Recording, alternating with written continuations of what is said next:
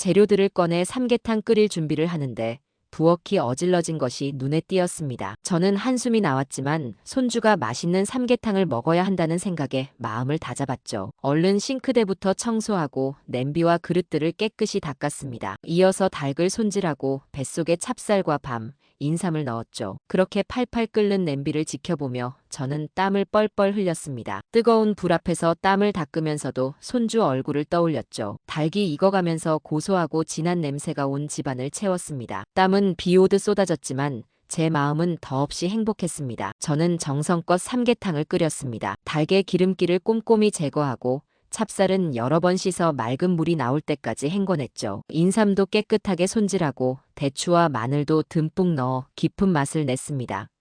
저는 땀을 닦아내며 푹 끓고 있는 삼계탕을 내려다보았습니다. 냄비에서 끓어오르는 거품을 걷어내고 불을 약하게 줄여 은은하게 끓도록 했습니다. 그 순간 삐걱하는 소리와 함께 부엌 문이 열렸습니다. 깜짝 놀라 뒤를 돌아보니 며느리 박미정이었습니다. 제 눈에는 미정의 얼굴이 불만으로 가득 차 보였어요. 어머니 지금 뭐 하세요?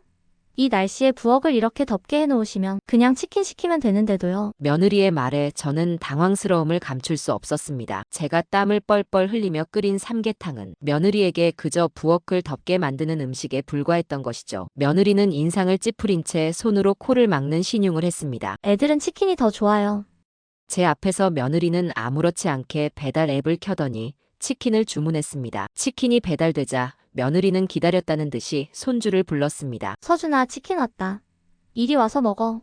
손주는 제가 옆에 있는데도 치킨만 먹을 뿐 삼계탕에는 눈길도 주지 않았습니다. 서준이는 저를 쳐다보지도 않고 치킨을 먹는데 열중했죠. 제 마음속에는 왠지 모를 서운함과 분노가 피어올랐습니다. 아들과 며느리 그리고 손주의 태도에 저는 배신감을 느꼈습니다. 그렇게 한참을 앉아 있다가 저는 조용히 일어섰습니다. 땀으로 축축한 옷을 입고 저는 그들의 눈을 마주치지 않고 집을 나왔죠. 며느리의 퉁명스러운 말과 행동, 그리고 손주의 무관심에 저는 더 이상 이곳에 머무를 수 없다고 느꼈습니다. 땀을 뻘뻘 흘리며 끓인 삼계탕은 식탁 위에서 찬밥 신세가 되었고 손주는 며느리가 시킨 치킨을 맛있게 먹고 있었죠. 제가 땀 흘려가며 요리한 시간이 무의미하게 느껴졌어요. 앞치마를 곱게 개어 식탁 한쪽에 올려두고 저는 미련 없이 현관으로 향했습니다. 그저 제 할 일만 하듯 현관문을 열고 밖으로 나섰습니다. 내가 뭘 잘못한 거지? 손주가 먹고 싶다고 해서 왔는데. 안녕하세요. 제 이름은 윤선희입니다. 정말 억울했던 제 이야기 좀 들어주세요. 올해는 유독 더위가 일찍 찾아왔습니다. 입추가 지났는데도 땀이 주르륵 흐르죠. 선풍기 바람이 시원하다기보다 그냥 뜨거운 바람이 불어오는 것 같았어요. 그렇게 땀을 식히며 앉아 있는데 아들한테 전화가 왔습니다. 한가하게 있다가 받는 전화는 언제나 반갑죠. 그것도 하나뿐인 아들 전화니까요. 저는 설레는 마음으로 전화를 받았습니다. 엄마, 내일 손주가 삼계탕 먹고 싶대. 말복이잖아. 집에 와서 좀 해줄래? 아들의 목소리는 언제나처럼 다정하고 씩씩했죠. 저는 반가운 마음에 얼른 그래. 라고 대답했습니다. 저한테는 손주 서준이가 눈에 넣어도 아프지 않을 만큼 귀한 존재입니다. 그래서 손주가 저를 찾는다는 말에 제 마음이 너무 기뻤어요. 벌써부터 손주 얼굴을 볼 생각에 입가에 미소가 번졌습니다. 하지만 잠시 후 아들의 말이 제 귀를 거슬리게 만들었죠. 엄마, 첫째 며느리는 요리에 소질 없는 거 아시잖아요. 아들 말은 곧 며느리 박미정은 음식 솜씨가 없으니 저더러 삼계탕을 끓여달라는 이야기였습니다.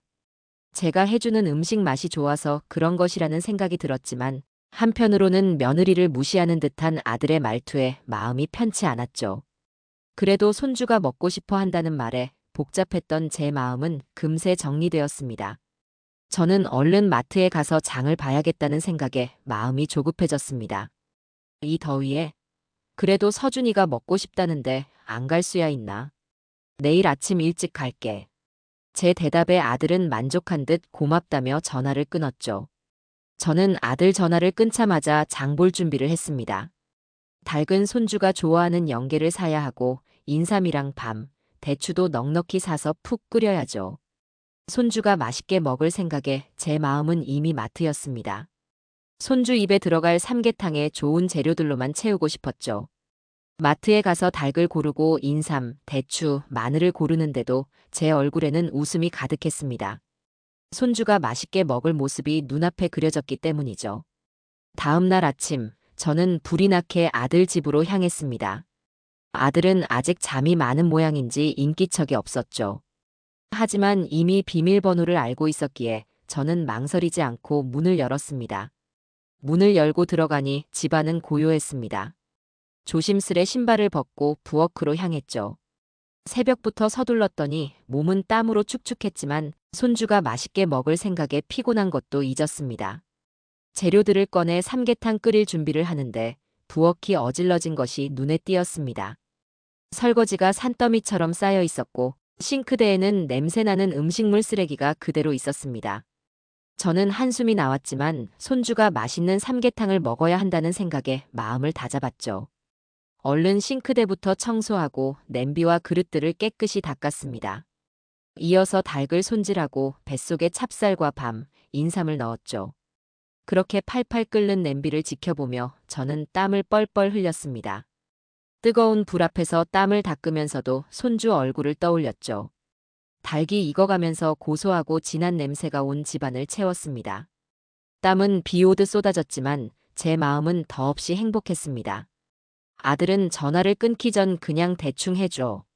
라고 말했었죠. 하지만 제가 누구입니까? 제 손주가 먹는 음식인데 대충 할 수는 없죠. 저는 정성껏 삼계탕을 끓였습니다. 닭의 기름기를 꼼꼼히 제거하고 찹쌀은 여러 번 씻어 맑은 물이 나올 때까지 헹궈냈죠. 인삼도 깨끗하게 손질하고 대추와 마늘도 듬뿍 넣어 깊은 맛을 냈습니다. 대충? 아니죠. 정성껏. 이게 바로 제 방식이었죠. 제 손길이 닿는 모든 것에 진심을 담았습니다. 그 진심이 손주에게 전해지기를 바랐습니다. 저는 땀을 닦아내며 푹 끓고 있는 삼계탕을 내려다보았습니다. 냄비에서 끓어오르는 거품을 걷어내고 불을 약하게 줄여 은은하게 끓도록 했습니다. 마치 제 마음을 끓여내는 것 같았죠. 며칠 전 며느리 박미정이 제게 보냈던 문자가 머릿속을 스쳐 지나갔습니다. 어머니, 앞으로 집에 오실 땐 저한테 미리 말씀해 주세요. 그렇게 한참을 땀 흘리며 삼계탕을 끓이고 있을 때였죠. 아침 일찍부터 서둘렀더니 몸은 땀으로 흠뻑 젖었습니다. 부엌의 열기는 한여름 찜질방처럼 뜨거웠지만 저는 그 열기가 싫지 않았습니다. 손주에게 보양식을 먹인다는 생각에 제 마음도 함께 뜨거워졌으니까요. 냄비에서 끓어오르는 삼계탕을 보니 제 마음도 함께 끓어오르는 것 같았습니다. 아이고 더워라 그래도 삼계탕은 뜨거워야 보양식이지. 저는 땀을 닦으며 혼잣말을 했습니다. 그 순간 삐걱하는 소리와 함께 부엌 문이 열렸습니다. 깜짝 놀라 뒤를 돌아보니 며느리 박미정이었습니다. 제 눈에는 미정의 얼굴이 불만으로 가득 차 보였어요. 저는 순간 당황했지만 이내 환한 미소로 대답했죠. 어머니, 지금 뭐 하세요? 이 날씨에 부엌을 이렇게 덥게 해놓으시면 그냥 치킨 시키면 되는데. 며느리의 말에 저는 당황스러움을 감출 수 없었습니다. 제가 땀을 뻘뻘 흘리며 끓인 삼계탕은 며느리에게 그저 부엌을 덥게 만드는 음식에 불과했던 것이죠. 며느리는 인상을 찌푸린 채 손으로 코를 막는 신용을 했습니다. 저는 며느리의 표정에서 불편함을 읽을 수 있었지만 그래도 손주를 위해 끓인 음식이라고 말하고 싶었습니다. 서준이가 삼계탕 먹고 싶다길래. 저는 냄비에서 올라오는 뜨거운 수증기를 손으로 젓느라 정신이 없었습니다. 그러다 문득 며느리의 표정을 살폈습니다. 며느리는 제 말을 듣는 둥 마는 둥 하더니 인상을 찌푸린 채 손으로 코를 막는 신용을 했죠. 애들은 치킨이 더 좋아요. 며느리의 말에 저는 그만 멍하니 멈춰섰습니다. 제 귀를 의심했죠. 분명 아들은 손주가 삼계탕을 먹고 싶어 한다고 했는데 며느리는 치킨을 더 좋아한다고 말하는 것이 아니겠어요? 제 머릿속은 복잡해지기 시작했습니다. 내 손주 입에서 삼계탕이 먹고 싶다 했는데 그 말은 무시하는구나. 저는 제 마음속에서 복잡한 생각들이 엉켜버리는 것을 느꼈습니다. 온갖 생각이 머릿속을 맴돌았지만 저는 아무 말도 할 수 없었습니다. 그저 며느리의 얼굴만 멍하니 바라봤죠. 제 앞에서 며느리는 아무렇지 않게 배달 앱을 켜더니 치킨을 주문했습니다. 치킨이 배달되자 며느리는 기다렸다는 듯이 손주를 불렀습니다. 서준아, 치킨 왔다. 이리 와서 먹어. 서준이는 신이 나서 달려왔습니다. 제 앞에서 며느리는 손주에게 치킨을 건넸고 서준이는 제 눈치를 보며 치킨 조각을 들었습니다. 저는 땀을 닦으며 조용히 식탁에 앉았습니다. 제가 정성껏 끓인 삼계탕은 그저 식탁 위에 놓여 있었죠. 손주가 치킨을 맛있게 먹는 모습을 보니 마음 한구석이 아릿했습니다. 제가 땀 흘려가며 끓인 삼계탕은 그저 뜨거운 김만 모락모락 피어날 뿐이었죠. 손주도 제가 옆에 앉아 있는데도 치킨만 먹을 뿐 삼계탕에는 눈길도 주지 않았습니다. 저는 억울한 마음에 목구멍이 울컥했지만 꾹 참았습니다. 애써 웃으며 손주에게 치킨을 권했죠. 할머니가 끓여준 삼계탕도 맛있다. 나중에 먹자. 하지만 제 말은 이미 공기 중으로 사라진 지 오래였습니다. 손주는 저를 쳐다보지도 않고 치킨을 먹는데 열중했죠. 제 마음속에는 왠지 모를 서운함과 분노가 피어올랐습니다. 아들과 며느리 그리고 손주의 태도에 저는 배신감을 느꼈습니다. 그렇게 한참을 앉아 있다가 저는 조용히 일어섰습니다. 땀으로 축축한 옷을 입고 저는 그들의 눈을 마주치지 않고 집을 나왔죠. 며느리의 퉁명스러운 말과 행동, 그리고 손주의 무관심에 저는 더 이상 이곳에 머무를 수 없다고 느꼈습니다. 제 존재가 마치 부엌의 뜨거운 열기처럼 그들에게 방해만 되는 것 같았죠. 한때는 제가 끓인 삼계탕을 가장 맛있게 먹어주던 손주였는데 변해버린 손주와 가족들의 모습에 저는 깊은 상처를 받았습니다. 말복이라는 이름이 무색하게 제 마음은 차가운 겨울 한가운데에 놓인 것처럼 시렸습니다. 그렇게 저는 홀로 덩그러니 서 있었습니다. 땀을 뻘뻘 흘리며 끓인 삼계탕은 식탁 위에서 찬밥 신세가 되었고 손주는 며느리가 시킨 치킨을 맛있게 먹고 있었죠. 제 마음은 마치 끓는 냄비 속 닭처럼 푹 익어버린 듯 했습니다. 뜨거운 김이 모락모락 피어나는 삼계탕을 보니 제 마음도 함께 타들어가는 것 같았죠. 그래. 알겠다. 저는 그저 한숨 섞인 말만 내뱉었습니다. 더 이상 이곳에 머물러 있어봤자 제 마음만 더 비참해질 것 같았거든요. 저는 끓고 있던 냄비에 불을 껐습니다. 치익 하는 소리와 함께 부엌의 열기가 서서히 식어가는 것이 느껴졌습니다. 마치 제 마음처럼 말이죠. 조용히 앞치마를 벗었습니다. 앞치마를 접는데 땀으로 축축한 느낌이 기분 나빴습니다. 제가 땀 흘려가며 요리한 시간이 무의미하게 느껴졌죠. 앞치마를 곱게 개어 식탁 한쪽에 올려두고 저는 미련 없이 현관으로 향했습니다. 어머니, 그냥 가세요? 며느리의 목소리가 등 뒤에서 들려왔습니다. 저는 뒤돌아보지 않았습니다. 대답할 힘도 마음도 없었거든요. 그저 제 할 일만 하듯 현관문을 열고 밖으로 나섰습니다. 철컥하는 문 닫히는 소리가 제 마음을 더 무겁게 만들었습니다. 무거운 발걸음을 옮겼습니다. 묵직한 발자국 소리가 텅 빈 복도에 울려 퍼졌죠. 제 머릿속은 온갖 생각으로 가득 찼습니다. 내가 뭘 잘못한 거지? 손주가 먹고 싶다고 해서 왔는데. 하지만 아무리 생각해도 답이 나오지 않았습니다. 집으로 돌아오는 내내 저는 아무 말도 할 수 없었습니다. 그저 묵묵히 걸었죠. 버스에 앉아서 창밖을 바라보는데 제 얼굴에 흐르는 것이 땀인지 눈물인지 분간이 되지 않았습니다. 뜨거운 여름 날씨만큼이나 제 마음도 뜨겁게 달아올랐다가 이내 차갑게 식어버렸습니다. 그렇게 집에 도착해서도 저는 멍하니 앉아만 있었습니다. 한참을 그렇게 있다가 가족단체 채팅방에 메시지가 하나 올라왔습니다. 며느리 박미정이 쓴 글이었죠. 어제 어머니가 갑자기 오셔서 부엌 차지하시고 음식 냄새로 집이 푹푹 찌더라고요. 여름에 좀 자제해 주셨으면 좋겠어요. 저는 제 눈을 의심했습니다.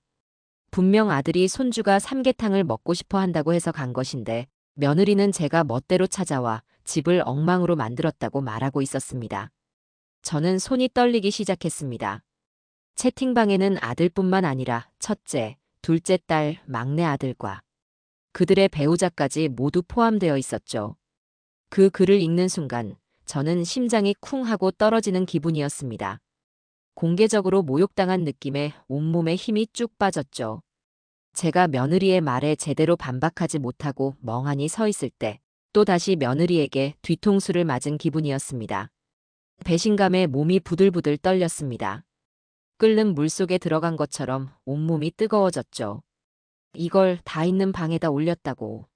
저는 저도 모르게 소리쳤습니다. 제 목소리는 떨리고 있었습니다. 며느리가 올린 글 아래로 다른 가족들의 반응이 이어졌습니다. 무슨 말이야? 첫째 딸의 메시지였습니다. 딸은 저와 며느리 사이의 일을 알지 못하는 듯 했습니다. 하지만 저는 딸의 질문에 아무런 대답도 할 수 없었습니다. 그저 휴대폰만 멍하니 바라봤죠. 제 손은 부들부들 떨리고 있었습니다. 휴대폰을 쥐고 있는 손에서 달그락하는 소리가 들리는 듯 했죠. 이건 그냥 무례가 아니라 날 망신 주겠다는 거네. 저는 속으로 되뇌었습니다. 며느리는 제가 혼자 온 것처럼 꾸며냈고 저를 배려심 없는 사람으로 만들고 있었습니다. 그동안 제가 며느리에게 베풀었던 모든 것들이 주마등처럼 스쳐 지나갔습니다. 저는 며느리가 카페를 열 때 아낌없이 지원해줬죠. 하지만 며느리는 저를 이렇게 공개적으로 망신 주고 있었습니다. 저는 그날 밤 한숨도 자지 못했습니다. 며느리가 올린 글을 말리지 않고 버젓이 놔둔 아들과 딸들의 행동도 이해할 수 없었죠. 그들은 제 편을 들어주기는커녕 그저 침묵으로 일관했습니다. 그 침묵은 저를 더 아프게 했죠. 그들의 침묵은 저에게 어머니의 잘못이 맞다고 말하는 것 같았습니다.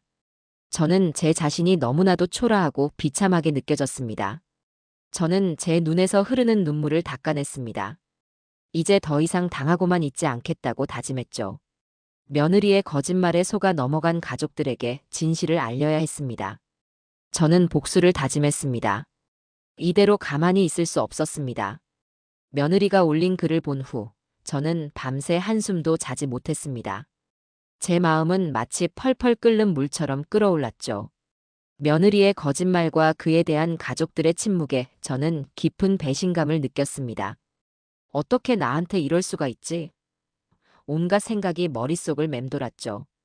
저는 그동안 제가 며느리에게 베풀었던 모든 것을 떠올렸습니다.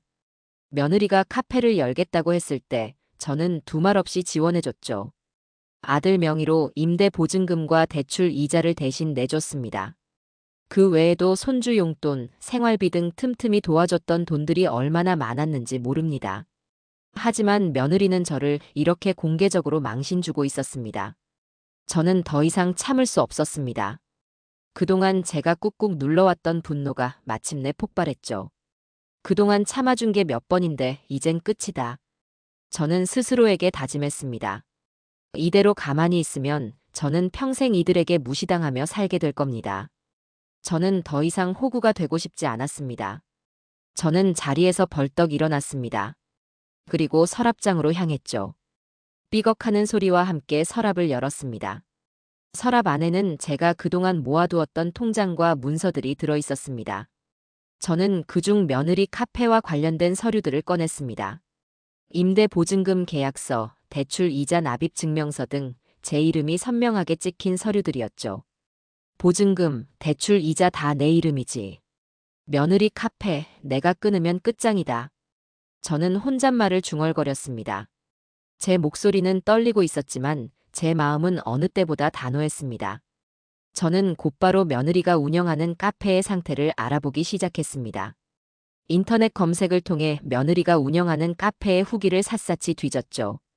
며칠 동안 밤낮으로 카페 관련 정보를 찾아다닌 결과 며느리의 카페가 경영난에 시달리고 있다는 사실을 알게 되었습니다. 손님들의 후기는 대부분 부정적이었고 매출도 저조하다는 소문이 돌고 있었죠. 제 마음속에서는 복수의 불꽃이 활활 타올랐습니다. 그동안 참아왔던 분노가 마침내 폭발하는 순간이었죠. 저는 며느리의 약점을 잡았다는 생각에 희열을 느꼈습니다. 이제 제 차례였습니다. 이대로 가만히 있을 수 없었죠. 그들의 태도에 저는 상처를 받았고 그 상처는 저를 더욱 강하게 만들었습니다. 저는 곧바로 변호사 사무실을 찾았습니다. 변호사와 상담하며 며느리에게 빌려준 돈과 지원 내역을 모두 문서로 정리했죠. 그동안 제가 아들 명의로 지원했던 카페 임대 보증금과 대출 이자를 즉시 끊는 절차도 함께 진행했습니다. 변호사는 저의 단호한 모습에 놀라워했죠. 하지만 저는 흔들리지 않았습니다. 저는 변호사 사무실을 나와 곧바로 아들과 며느리에게 연락했습니다. 그들에게 제가 정리한 서류들을 보내주며 그동안 제가 베풀었던 모든 것들이 당연한 것이 아니었다는 것을 깨닫게 해주고 싶었죠. 저는 그들의 반응을 기대했습니다. 그들이 저에게 무릎 꿇고 사과하는 모습을 상상하며 저는 혼자서 미소를 지었습니다. 복수는 이미 시작되었고 저는 그 복수가 성공할 것을 확신했습니다. 이 모든 것이 며느리의 거짓말과 가족들의 침묵이 만들어낸 결과였죠. 며칠 동안 며느리의 카페를 지켜보았습니다. 손님이 없는 텅 빈 카페를 볼 때마다 제 마음은 묘한 기분으로 가득 찼습니다. 며느리는 제가 지원을 끊었다는 사실을 알지 못하는 듯 여전히 태평하게 카페를 운영하고 있었죠. 하지만 저는 알고 있었습니다. 며칠 안에 며느리의 카페가 문을 닫게 될 것이라는 것을요. 저는 며느리가 올린 글을 다시 한번 읽어보았습니다. 어머니가 갑자기 오셔서 그 글을 읽을 때마다 제 마음은 갈기갈기 찢어지는 것 같았습니다. 하지만 이제는 아닙니다. 그 글은 저를 더 강하게 만들어 주었죠. 저는 그 글을 읽으며 복수를 다짐했습니다. 며느리에게는 제가 베풀었던 모든 것들이 얼마나 소중한 것이었는지 깨닫게 해주고 싶었습니다. 저는 며느리에게 직접 찾아가서 말하고 싶었습니다. 내가 나를 이렇게까지 모욕할 자격이 있느냐고 말이죠. 하지만 저는 그렇게 하지 않았습니다. 저는 며느리에게 말 대신 행동으로 보여주기로 했습니다. 제가 베풀었던 것을 거두어드리는 것이 며느리에게는 가장 큰 복수가 될 것이라고 생각했기 때문이죠. 저는 며느리에게 보낸 메시지를 다시 한번 읽어보았습니다. 그동안 내 카페 임대료와 대출 이자를 내가 냈다는 걸 모두 알았으면 한다. 이 메시지는 저의 복수의 시작을 알리는 신호탄이었죠. 저는 며느리가 이 메시지를 보고 어떤 반응을 보일지 기대했습니다. 며느리가 제 앞에 무릎 꿇고 용서를 비는 모습을 상상하며 저는 입가에 미소를 지었습니다.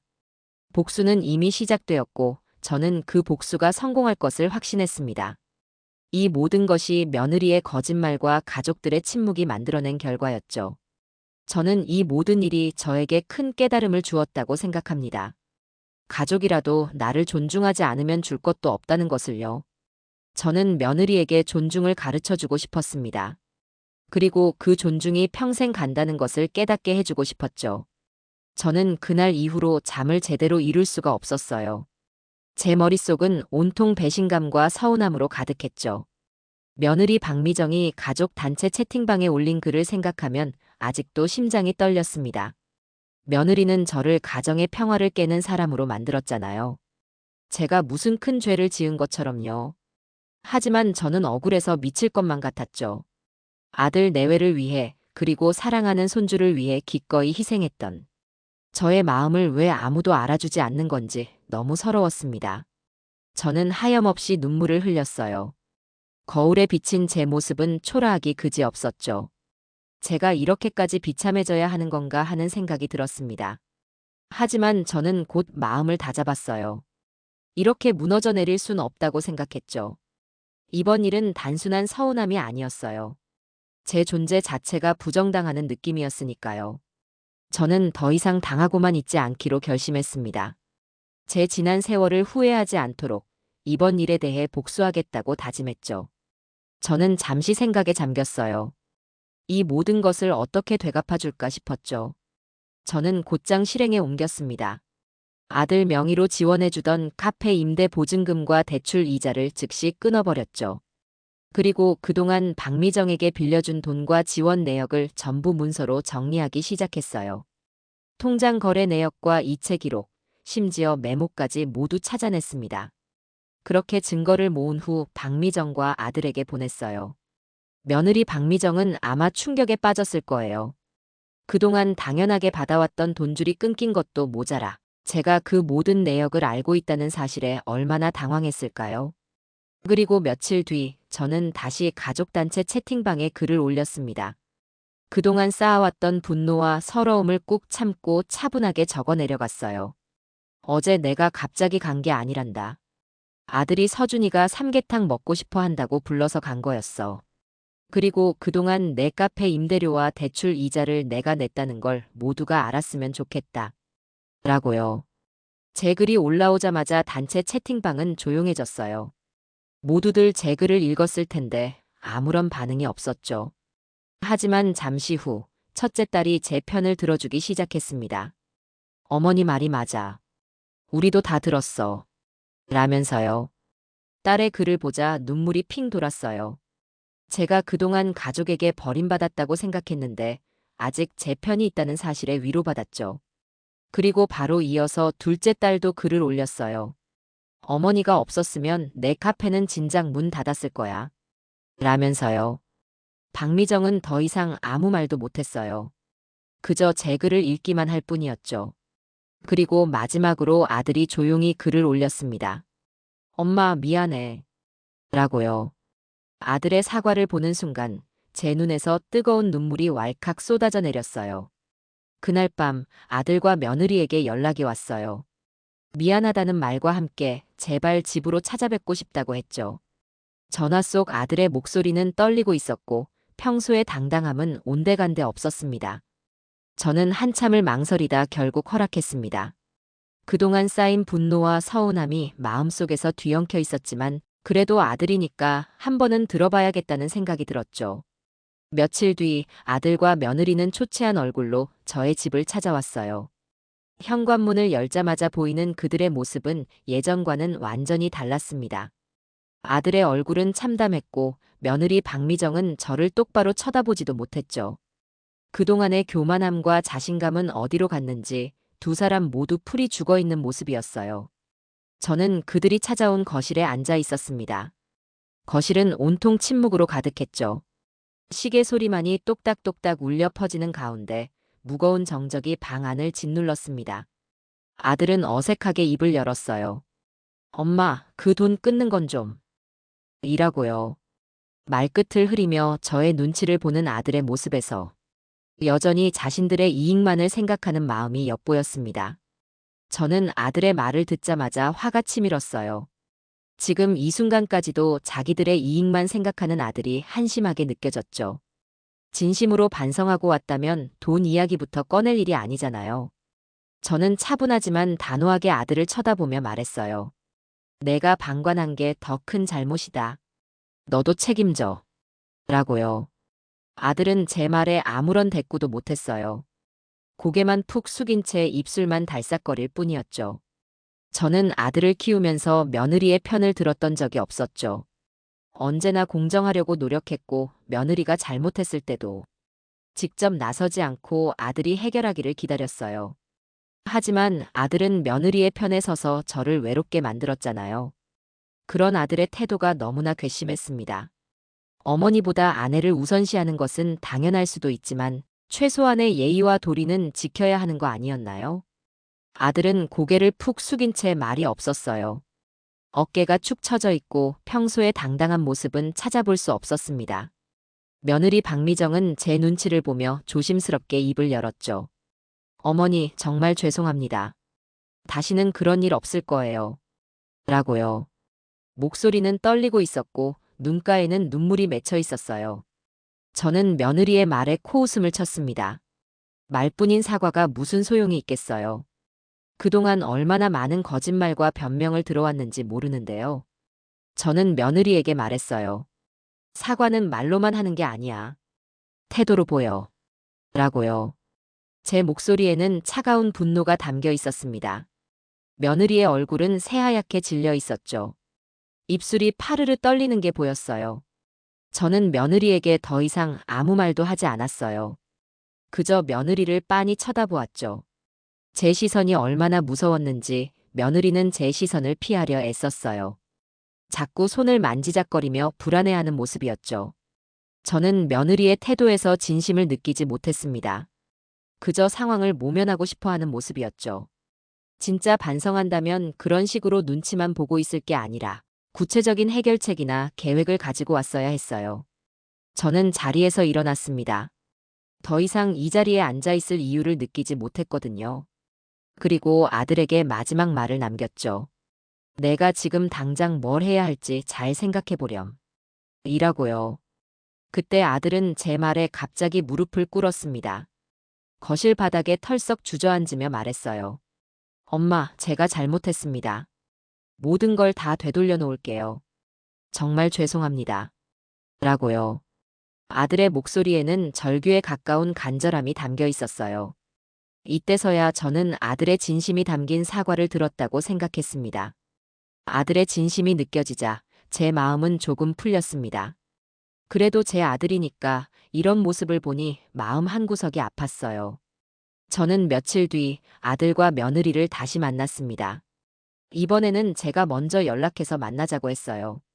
그들의 표정은 이전과는 완전히 달랐어요. 지난번의 어색함이나 눈치 보는 모습은 사라지고 좀 더 진중하고 결연한 표정을 하고 있었습니다. 아들은 제게 말했죠. 엄마, 제가 그동안 너무 안일하게 생각했어요. 미정이에게도 책임을 물을게요. 그리고 엄마가 지원해 주셨던 돈 전부 다 갚아드릴게요. 라고요. 구체적인 계획까지 세워온 아들의 모습에서 진정한 변화를 느꼈어요. 저는 아들의 진심이 느껴지는 말에 눈시울이 붉어졌습니다. 그동안 얼마나 답답하고 서러웠는지 이제야 아들다운 말을 들으니 눈물이 핑 돌았어요. 며느리 박미정도 고개를 들고 저를 쳐다보며 말했어요. 어머니, 제가 너무 어리석었습니다. 카페도 정리하고 어머니께 빌린 돈은 꼭 갚겠습니다. 라고요. 이번에는 며느리의 말과 태도에서도 진심이 느껴졌죠. 예전처럼 변명하거나 둘러대지 않고 명확하게 자신의 잘못을 인정하고 해결 방안을 제시하는 모습이었어요. 저는 며느리에게 말했습니다. 사과한다고 해서 모든 게 다 해결되는 건 아니야. 앞으로 내 행동으로 보여주렴. 이라고요. 여전히 완전히 용서할 수는 없지만 그래도 변화하려는 의지는 인정해주고 싶었어요. 며느리는 말없이 고개를 끄덕였죠. 예전처럼 불만스러운 표정을 짓지 않고 순순히 제 말을 받아들이는 모습이었어요. 아들은 저를 부둥켜 안고 울었습니다. 엄마, 정말 죄송합니다. 다시는 엄마를 외롭게 하지 않을게요. 라고요. 어른이 된 아들이 어린아이처럼 울면서 저에게 매달리는 모습을 보니 저도 마음이 많이 누그러졌어요. 아들의 품에 안겨 저도 눈물을 흘렸습니다. 그동안 쌓였던 모든 서러움과 분노가 한순간에 녹아내리는 기분이었죠. 혈육이라는 게 이런 건가 봐요. 아무리 화가 났어도 진심으로 뉘우치는 모습을 보면 다시 품고 싶어지는 거죠. 저는 아들을 토닥여주며 말했습니다. 괜찮다. 이제라도 내가 깨달아서 다행이야. 라고요. 정말 다행이라는 생각이 들었어요. 이대로 관계가 틀어져서 평생 서로 등지고 살 뻔했는데 아들이 정신을 차려줘서 얼마나 고마운지 몰라요. 가족의 소중함을 다시 한번 깨닫는 순간이었습니다. 어떤 일이 있어도 가족은 가족이고 서로 이해하고 용서하며 살아가는 게 맞다는 생각이 들었어요. 제게 가족이란 늘 마음에 품고 살았지만 때로는 저를 가장 힘들게 하는 존재였죠. 가족이라는 이름으로 받은 상처가 때론 남들에게 받는 상처보다 더 깊고 아팠어요. 하지만 그럼에도 불구하고 가족은 가족이고 끊을 수 없는 끈으로 연결되어 있다는 걸 늘 느끼며 살았습니다. 특히 작년 말복날의 기억은 아직도 생생합니다. 그날의 일들이 마치 어제 일처럼 선명하게 떠오르곤 해요. 제가 정성껏 끓인 삼계탕을 외면하고 저를 모함했던 며느리 박미정의 행동은 정말 잊을 수 없었죠. 그때의 배신감과 서러움은 지금 생각해도 가슴이 답답해집니다. 하지만 이제는 모든 게 달라졌어요. 시간이 약이라는 말이 있듯이 그 어려운 시간들을 지나오면서 저희 가족은 서로를 더 깊이 이해하게 되었습니다. 아들의 진심 어린 사과와 딸들의 변함없는 지지 덕분에 저는 다시 한번 일어설 수 있었죠. 딸들은 그 힘든 시기에 저의 든든한 버팀목이 되어 주었어요. 언제나 제 편에 서서 위로해주고 격려해 주었습니다. 그런 딸들 덕분에 저는 포기하지 않을 수 있었어요. 그 후로 가족 모임이나 명절의 며느리의 태도는 완전히 달라졌습니다. 예전에는 저를 대할 때 어딘지 모르게 거만하고 건성이었던 모습이 완전히 사라졌어요. 저를 보는 눈빛도 말투도 행동도 모두 진심이 느껴졌어요.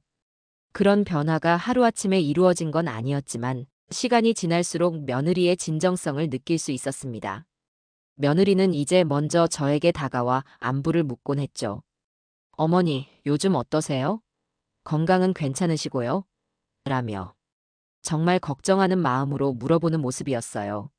저도 마음을 풀고 며느리를 대했습니다. 처음에는 쉽지 않았어요. 한번 상처받은 마음이 그리 쉽게 회복될 리는 없었으니까요. 하지만 며느리가 계속해서 진심을 보여주니 저도 조금씩 마음의 문을 열 수 있었습니다. 그렇게 조금씩 저희 관계는 회복되어 갔어요. 마치 깨진 그릇을 정성스럽게 붙여나가는 것처럼 천천히 그리고 조심스럽게 관계를 복원해 나갔습니다. 완전히 예전으로 돌아갈 수는 없었지만 새로운 형태의 신뢰와 이해가 생겨났어요. 그리고 또 한 해가 지나 말복이 돌아왔습니다. 세월이 이렇게 빨리 흐르는구나 싶었어요. 작년과는 너무나 다른 풍경이었죠. 작년 이맘때는 혼자서 부엌에 서서 눈물을 흘리며 삼계탕을 끓였는데 올해는 마음이 한결 가벼웠어요. 저는 여느 때처럼 혼자서 삼계탕 재료를 손질하고 있었어요. 닭을 씻고 인삼을 다듬고 찹쌀을 준비하면서 작년의 일들을 떠올렸습니다. 그때는 정말 힘들었는데 이제는 그런 시련도 좋은 경험이 되었다는 생각이 들었어요. 그런데 갑자기 현관문이 열리고 아들과 며느리, 그리고 사랑스러운 서준이가 들어왔습니다. 예고도 없이 갑자기 나타난 가족들을 보고 저는 깜짝 놀랐어요. 손주의 얼굴은 환하게 웃고 있었죠. 할머니. 하고 달려와 제 다리를 끌어안는 서준이를 보니 마음이 따뜻해졌습니다. 아들은 양손 가득 장바구니를 들고 있었어요.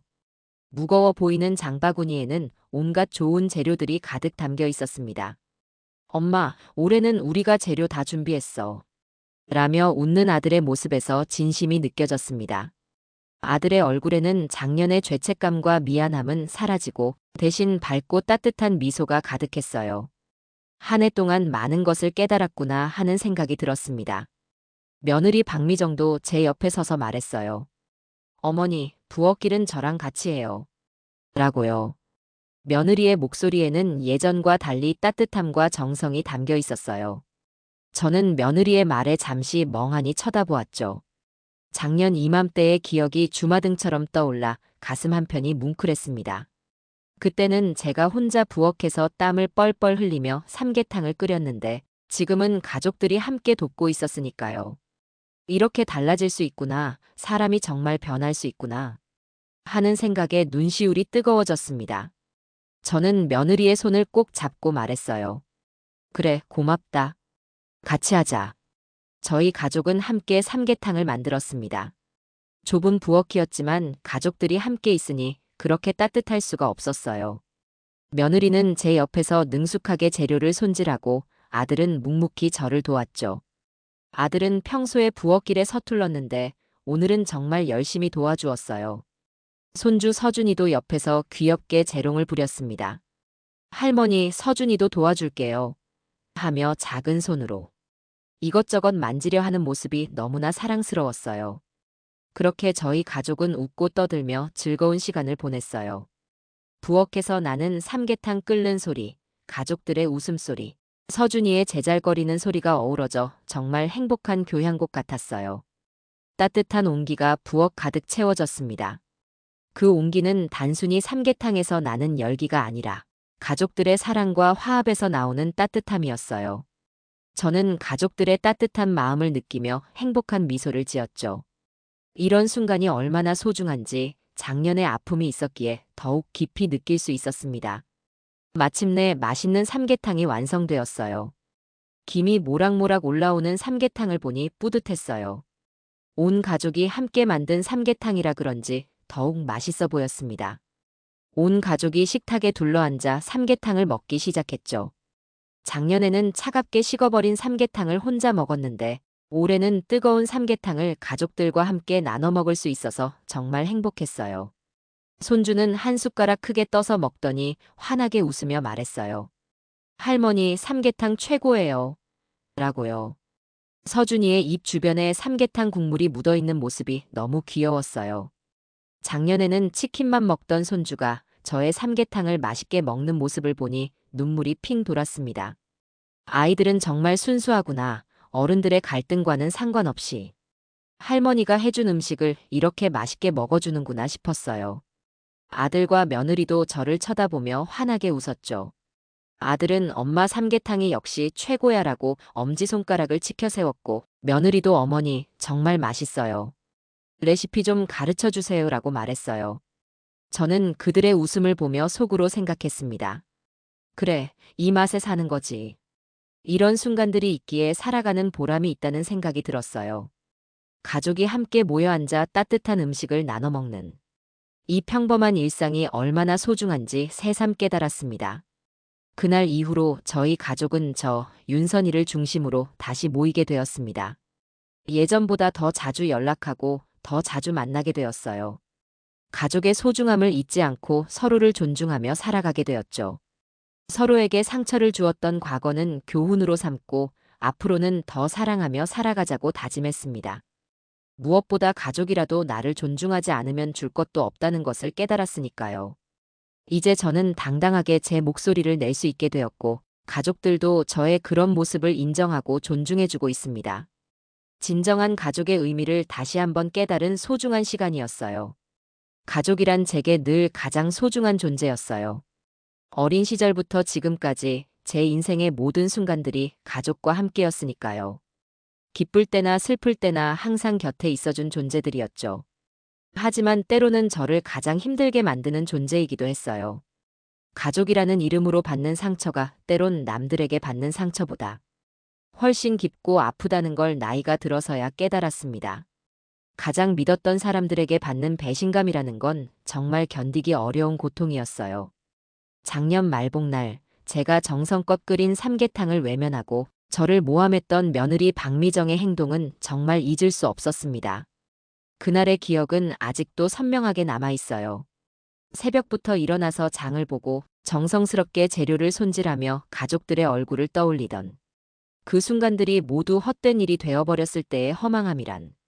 그 배신감과 서러움은 제 마음속 깊은 곳에 상처로 남았죠.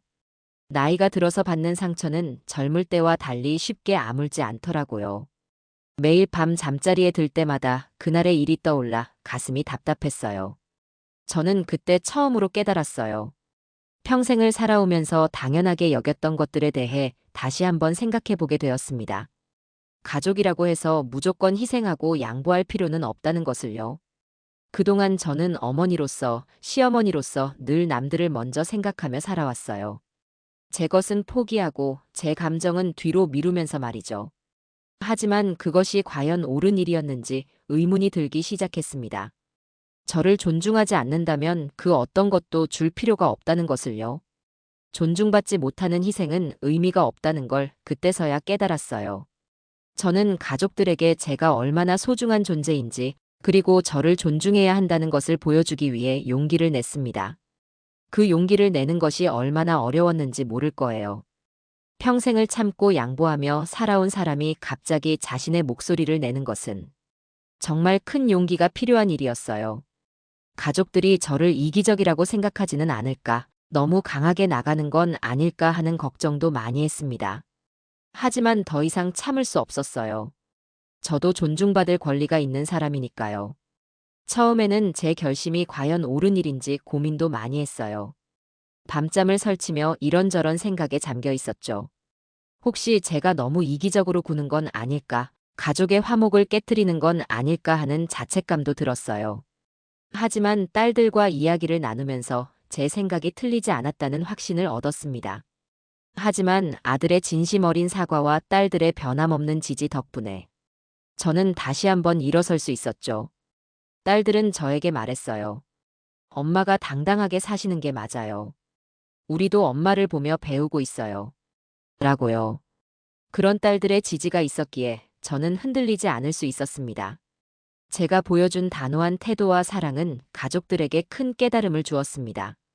처음에는 당황스러워하던 가족들도 시간이 지나면서 제 마음을 이해하기 시작했어요.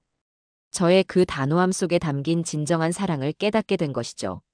진짜 사랑이란 무조건적인 허용이 아니라 때로는 단호한 가르침도 포함한다는 것을 가족들이 알게 되었어요. 며느리는 이제 저를 진심으로 존중하기 시작했고, 아들도 제 소중함을 다시 한번 깨닫게 되었죠.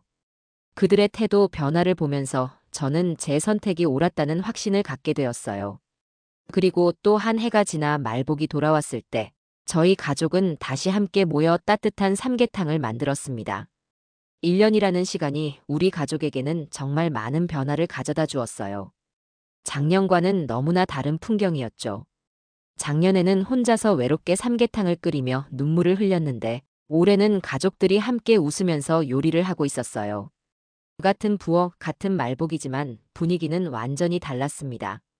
저는 가족들의 따뜻한 마음을 느끼며 행복한 미소를 지었어요. 이런 순간이 올 줄 작년에는 상상도 못했는데 이렇게 변할 수 있구나 싶어 감회가 새로웠어요. 제 손주가 맛있게 삼계탕을 먹는 모습을 보며 저는 속으로 생각했습니다. 그래, 이 맛에 사는 거지. 손주의 환한 웃음과 할머니 삼계탕 최고예요. 라는 말을 들으니 그동안의 힘들었던 시간들이 모두 보상받는 기분이었어요. 아이는 거짓말을 할 줄 모르잖아요. 그 순수한 칭찬이 제 마음을 따뜻하게 만들어 주었습니다. 이런 소소한 행복들이 바로 살아가는 이유구나 싶었어요. 결국 가족이란 서로를 존중하고 배려할 때 비로소 진정한 의미를 갖는다는 것을 깨달았습니다. 단순히 혈연으로 맺어진 관계가 아니라 서로에 대한 존중과 사랑이 바탕이 되어야 진짜 가족이 될 수 있다는 걸 알게 되었어요. 가족이라는 이름만으로는 충분하지 않다는 것, 그 안에서도 예의와 존중이 필요하다는 것을 이번 일을 통해 뼈저리게 느꼈습니다. 저의 용기가 가족들에게 존중이라는 값진 교훈을 선물한 셈이죠. 제가 보여준 당당함이 가족들에게는 큰 가르침이 되었을 거예요. 나이가 들었다고 어머니라고 시어머니라고 해서 함부로 대해서는 안 된다는 것을 깨닫게 해주었으니까요. 그리고 한 번 배운 존중은 평생 간다는 것을 믿습니다. 사람은 한 번 크게 깨달으면 그 교훈을 잊지 않는다고 생각해요. 특히 저희 가족처럼 힘든 시간을 겪고 난 후에 얻은 깨달음은 더욱 소중하고 오래 갈 거예요. 앞으로는 더 이상 이런 일이 반복되지 않을 거라는 확신이 들어요.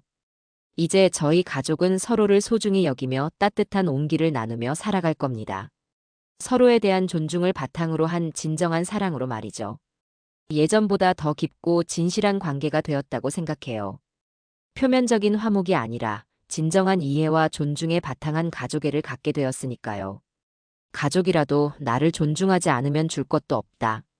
하지만 한 번 배운 존중은 평생 간다. 이 말이 제가 이번 일을 통해 얻은 가장 소중한 깨달음이에요. 이제 저는 이 원칙을 가슴에 품고 살아갈 겁니다. 더 이상 일방적인 희생만 하는 어머니가 아니라 존중받을 줄 아는 당당한 어머니로서 말이죠. 비슷한 상황 속에서 마음이 무거우신 분들께 이 이야기가 작은 희망이 되었으면 좋겠습니다. 다음에도 깊은 울림이 있는 사연으로 인사드리겠습니다. 감사합니다.